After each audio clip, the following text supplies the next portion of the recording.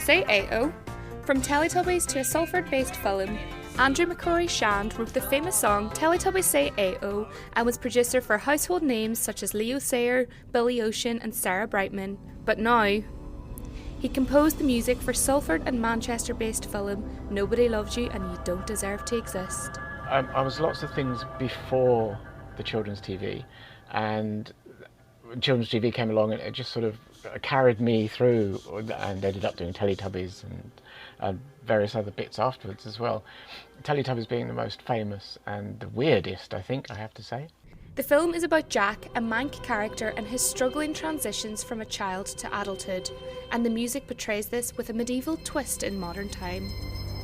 The thing that got me hooked initially was the fact that it was a medieval sort of mindset for the film, but also in the Bosch painting, The Garden of Earthly Delights, which features in the film a lot, there is some music printed on one of the poor people who are going to hell or in hell, I don't know. There's music printed on his bottom. But how does music that was written on someone's backside turn into this medieval and modern soundtrack for an award-winning short film? Well, I play a lot of instruments.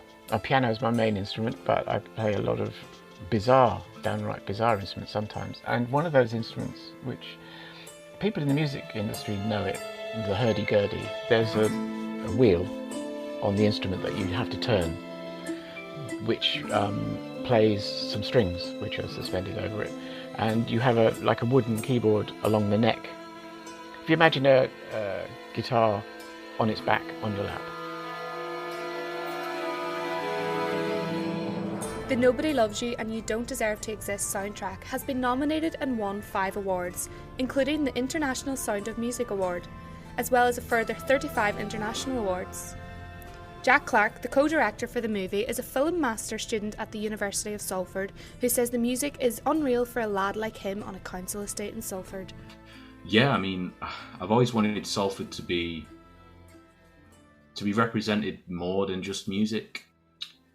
And I think as a whole, not just Salford, but the North West and Manchester in general, films need to start moving outside of London and start moving up north. And I don't mean just short films, and just start making feature films up here in Manchester. But this film has gone above and beyond just Salford, and the awards and relationships with the crew are credited for that. Here's Andy again, followed by Jack. It's brilliant, I think, because of my experience with Teletubbies, which started out as just a children's TV show and skyrocketed and it just became a global phenomenon. But it doesn't surprise me that the film's done as well as it has, because of everyone that's involved with it has put in 100% effort. We were just absolutely mind blown by what he'd produced. And then we just sat there and looked at each other. We just went, we aren't making a film anymore. We're actually making a proper movie. This is actually proper now.